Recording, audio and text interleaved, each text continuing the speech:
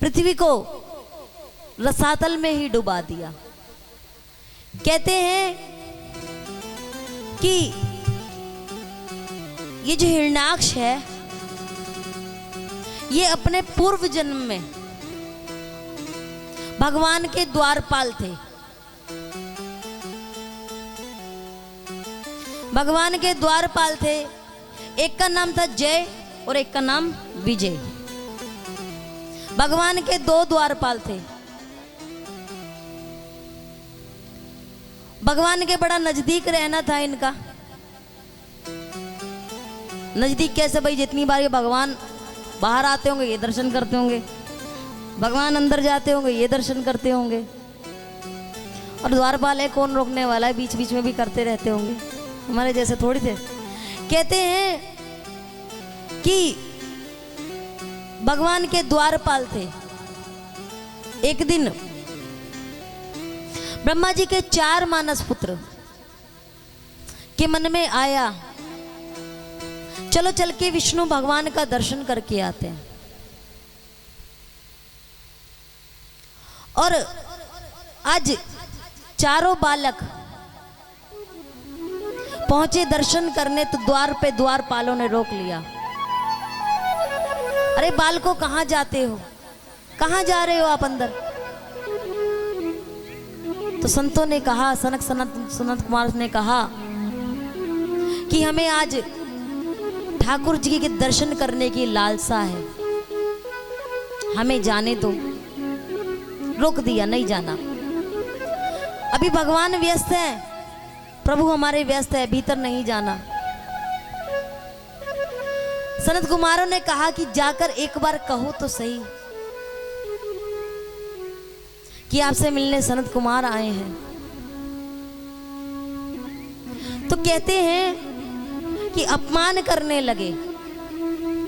आपको ये नहीं पता कि किसी के द्वारे जाते हैं तो वस्त्र धारण करके जाते हैं, आप निर्वस्त्र आ गए। फिर तीसरी बारी फिर प्रार्थना की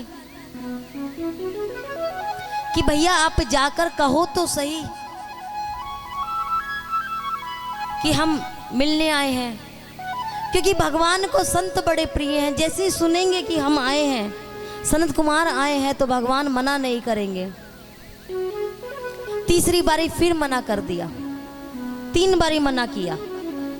जब 3 बारी मना कर दिया तो संत थोड़ा सा क्रोध में आ गए, और क्रोध में आके बोले कि तुम्हें बड़ा अहंकार है, भगवान के इतना नजदीक रहने का, भगवान के द्वारपाल होने का बड़ा अहंकार है।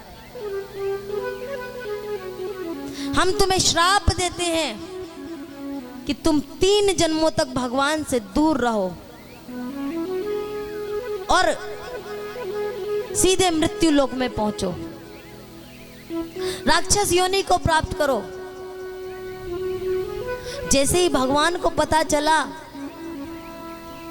कि संतों ने आज द्वारपालों को श्राप दे दिया,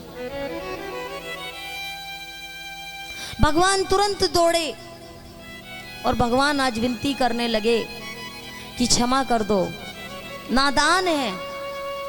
तब संत बोले, जो श्राप एक बारी दे दिया गया उसे वापस नहीं कर सकते, पर एक आशीर्वाद हम इनको दे सकते हैं। क्या?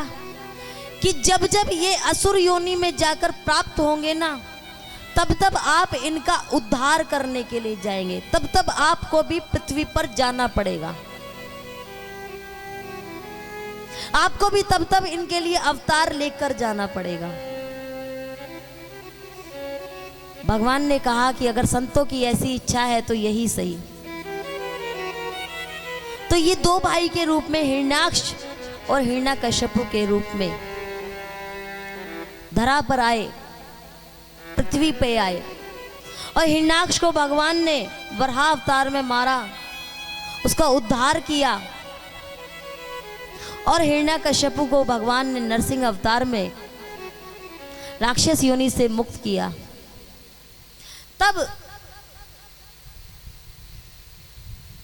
एक प्रश्न और था कि कौन है ये?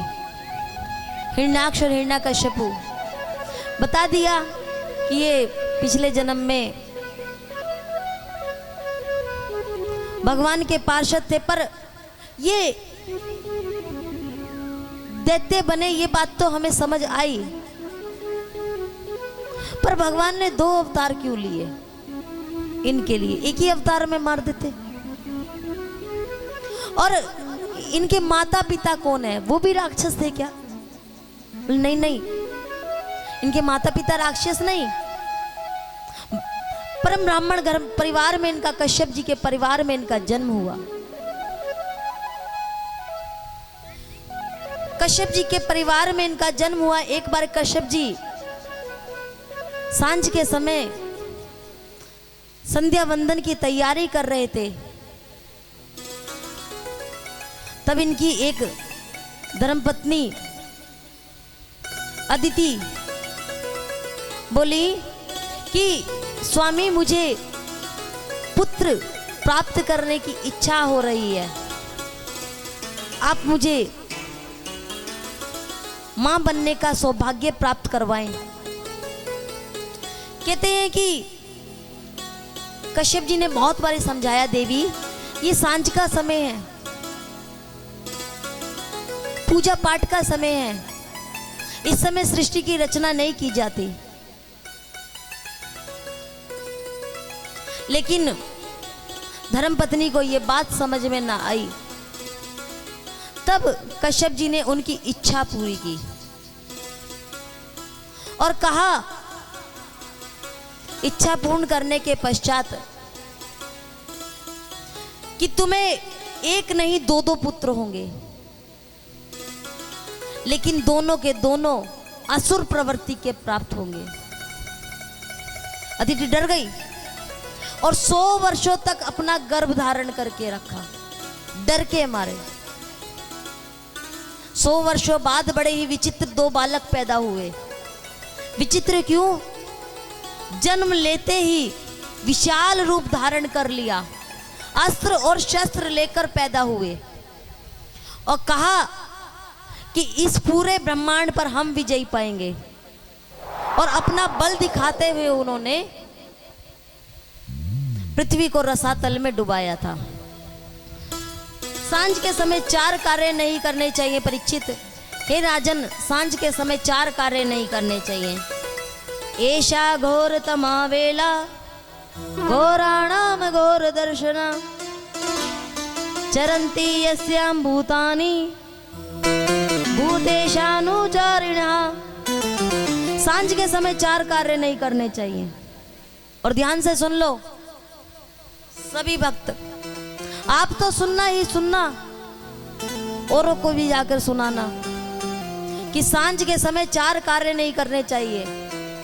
सांझ के समय केवल और केवल वंदना करनी चाहिए।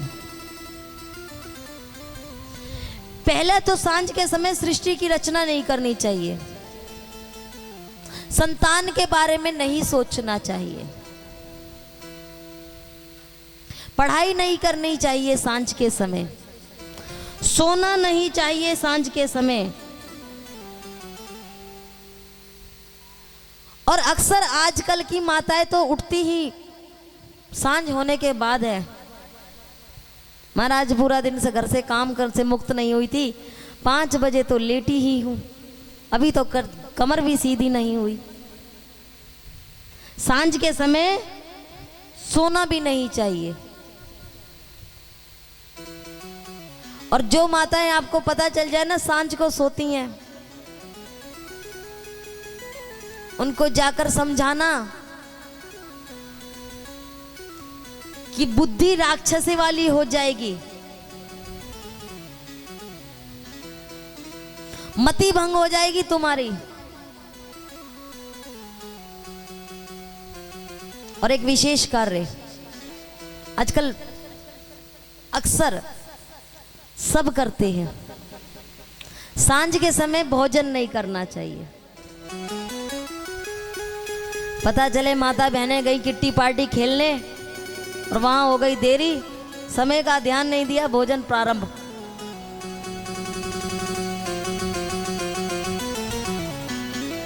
आजकल तो पार्टियों का भी टाइम यही होता है, समय यही होता है। वक्त देखते नहीं कि भोजन करना प्रारंभ कर देते हैं।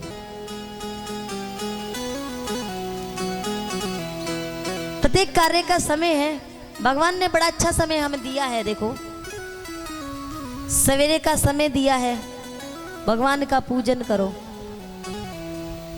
स्नान आदि से निवृत्त होकर ब्रह्म मुहूर्त में स्नान करो, उसके पश्चात भगवान का पूजन करो।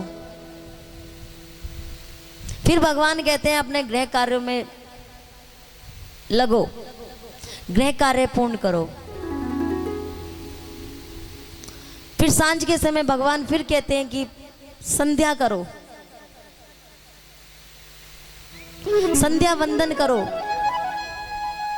भोजन का समय भी दिया गया है।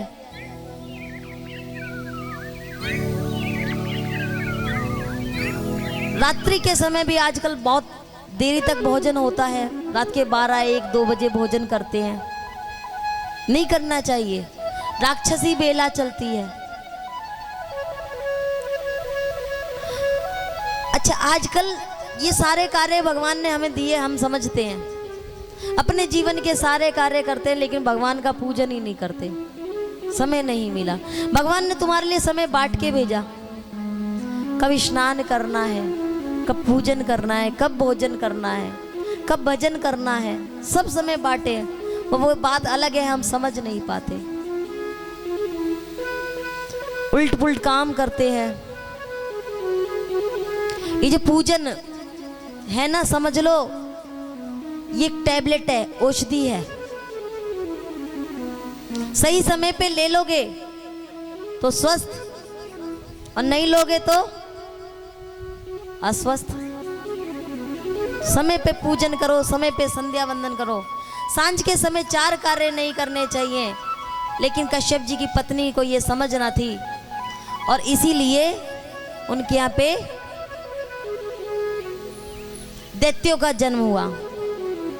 अब कौन कौन माताएं चाहती हैं कि उनके घर में दैत्यों का जन्म हो? अक्सर आप सबके तो हम कह रहे हैं हो गए हैं, पर अभी पौत्र नातिन बाकी हैं, और वो भी हो गए तो पड़पोत्र भी देखोगे आप तो। सत्संग ही हो भैया। अब कौन कौन चाहेंगी माताएं, हाथ खड़े करें कि हमारे घर में कोई राक्षसी बालक पैदा हो।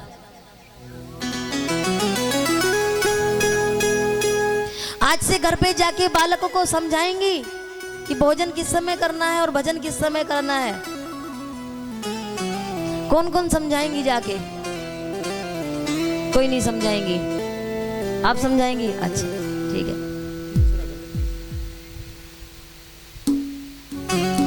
अब इसके पश्चात सुखदेव मुनि महाराज कथा में आगे बढ़ते हैं। वराह अवतार की कथा सुनाई, जय विजय को श्राप सुनाया। तो परीक्षित जी कहते हैं, मुझे एक बात समझ नहीं आई, ये भगवान ऐसे कैसे हैं कि दैत्यों को तो मारते हैं और देवताओं को बचाते हैं। दैत्यों के विपक्ष में रहते हैं और देवताओं के पक्ष में रहते हैं, ये क्या कारण है? क्या कभी दैत्यों को भगवान नहीं मिलते?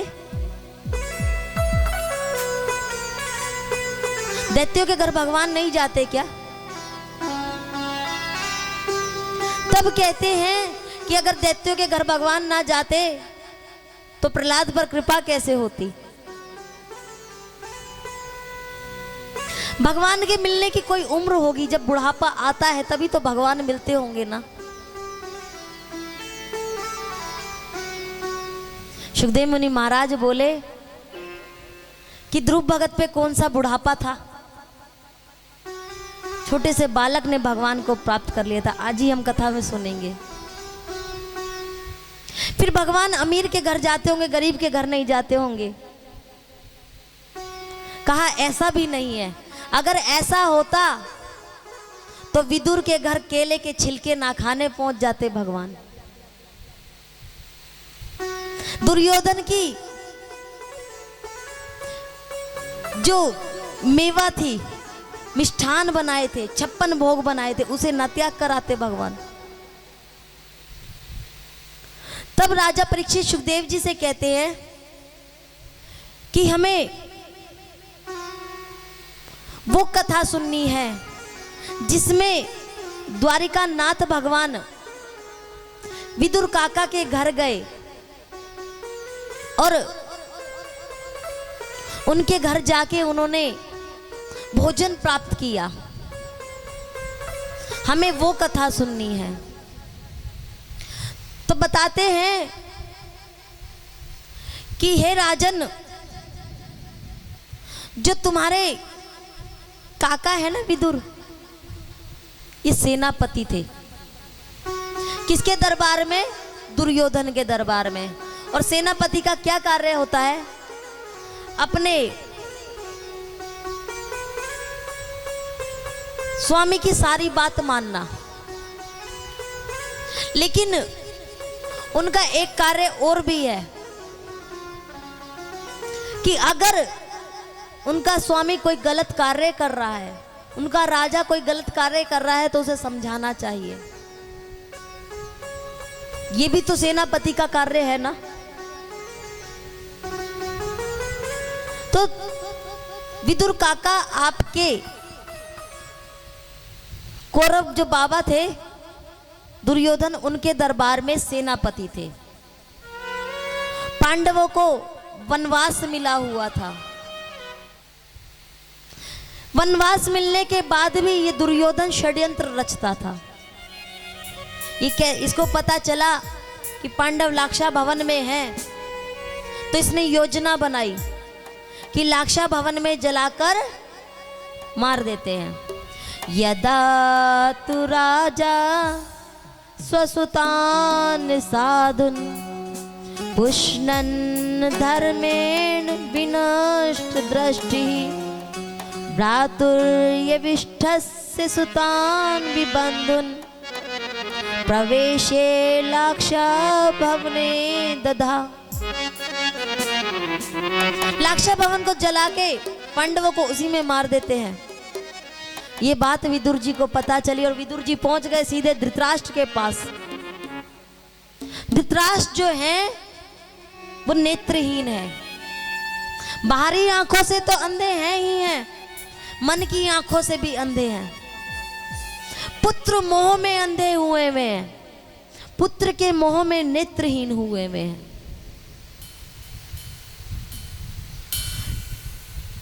एक बार भी अपने पुत्र को ये नहीं कह रहे कि पुत्र, पांडव है तो तेरे भाई ना, उनको तूने वनवास दिलवाया, वो वनवास चले गए, तो उन्हें लाक्षा भवन में मारने की योजना क्यों बनाता है?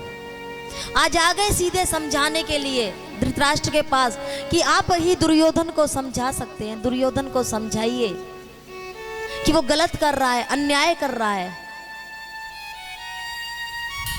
पांडव है तो भाई ना, अपने भाइयों के साथ कोई ऐसा व्यवहार करता है क्या?